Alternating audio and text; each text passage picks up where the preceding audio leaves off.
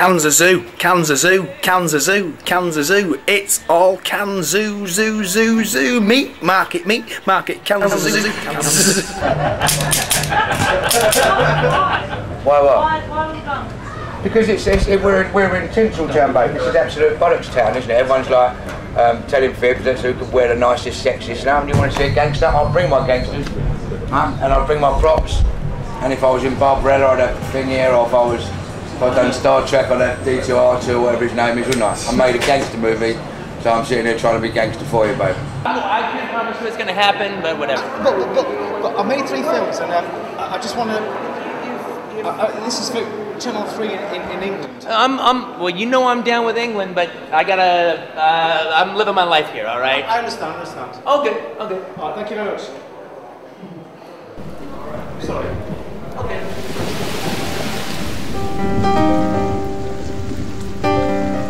In 1998, I decided I was going to make my first feature film, The Van Boys. At the time, I was a firefighter, but I was leading a double life as a producer and director as well. I managed to raise £185,000 from 5 millionaires, and I took The Van Boys to the Cannes Film Festival in the year 1999. I was very lucky. I secured a distribution deal. Help the distributors turn up, the sales agents. Miramax's supposed to be coming. Deals are not done in Cannes anyway, they get the interest, you've got to follow it up, it's like everything. I thought, right, this is what I want to do. Now I've left the fire brigade, I'm going to pursue my filmmaking career. Yeah, this is my swimming pool, but do you know what I love? Near the end of shooting The Van Boys, I met Steph, my partner, and together we went on to co-write and co-produce Daddy Fox. Come on, Neptune, get this down, you lad.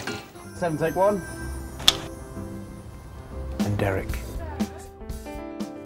Get a distributor on board and make sure that your funding's firmly in place before you even start to shoot it.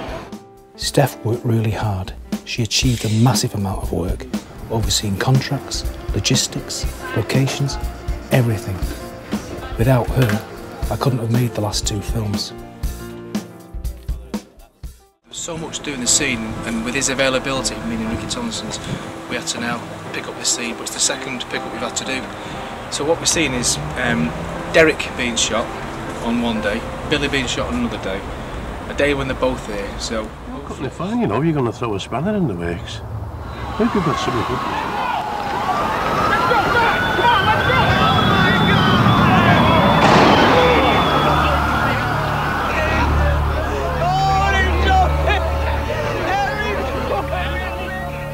It's almost 11 o'clock for those who want to observe the 3-minute silence. The FAA has taken the action to close all of the airports in the United States. You didn't already know the disaster that happened in America. The crew and cast have just observed 3-minute sound for the American disaster. And it was only broken by the next door putting their alarm mode on.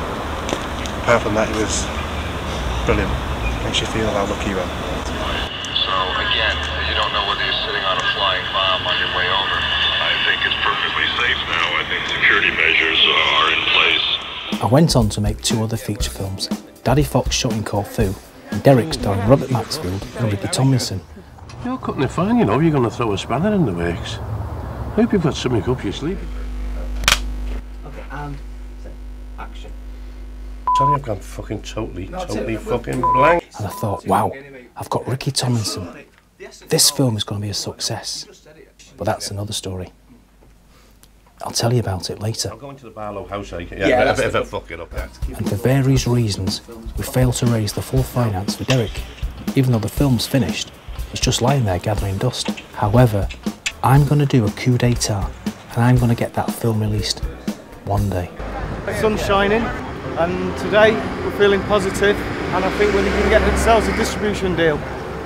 And we're certainly not going to give up. If we don't today, we will tomorrow. That's the attitude we like to have. Well, here's the Carlton. Every meeting you have here or in the Majestic, it's about £6 for half a lager and about £4 for a cup of coffee. So I won't be drinking that much. Assure you that. Thank you, Andrew. If it was easy, everyone would be doing it. After resigning from the fire service to pursue my filmmaking career, I've managed to make a total of 3 feature films. But at what cost? I lost my house, some respects, filmmaking reminds me of still being a firefighter. You've got to be sort of brave to do it. You've got to have the will, determination and drive to carry on. Come here, do it. I don't care now about crying on camera. No, get your glasses on. Not let me double chin it out. No, we'll cut it out, man. Edit it out. I lived in my production office for over a year, sleeping on a mattress on the floor, going to my girlfriend's a few times a week, having a proper shower. I was very hygienic though. I did have a bath in a bucket every day. Is this your first champagne breakfast? It's champagne breakfast, 7 o'clock in the morning, champagne. It's the only way to do it. Fight alcohol with alcohol. Right, well, we know what we think of Cannes, don't we? Cannes a zoo, Cannes a zoo, Cannes a zoo. Meat market, meat market, meat market. We're doing a film called Daddy Fox. We've done one, which is coming out on June the 4th. Really? It's called The Van Boys. It's a 35mm film. I'm doing another one. And, is it full length? Yeah, oh yeah. It's a 91-minute film. I made it with minimalistic money. I made it with 185,000 quid. That's very good. But the next one, I'm going for a reasonable budget. What's it like? The film I did? Yeah. The Van Boys is about lads that steal... What's it called again? The Van Boys. The Van Boys. It's about lads that steal pavements for a living, but it's about revenge between men and women win. Yeah. But the next film is about a collection of psychos and a woman with psychotic behaviour problems. So I'm optimistic that the next one's going to be big, but... Did the Van Boys get any distribution? Yeah, it's with Metrodome. My filmmaking journey has been fantastic, and I want you to come on the journey with me. And no matter what you do in life and what ambitions you may have, I say go for it. Try to achieve your ambitions before it gets too late. How on earth did I raise the money to make 3 feature films, take 2 of these to the Cannes Film Festival? How did I cope with borderline success? The yacht for me is purely a meeting place. And borderline failure. I tell you, this filmmaking is supposed to be glamorous, but it's not very glamorous. Traipsing up and down with a big heavy bag and Here's my story. Here's my journey. Welcome to the ride. I'll give you the signal, I've got to time it. That'd be nice to... 8, 9, 6. Action!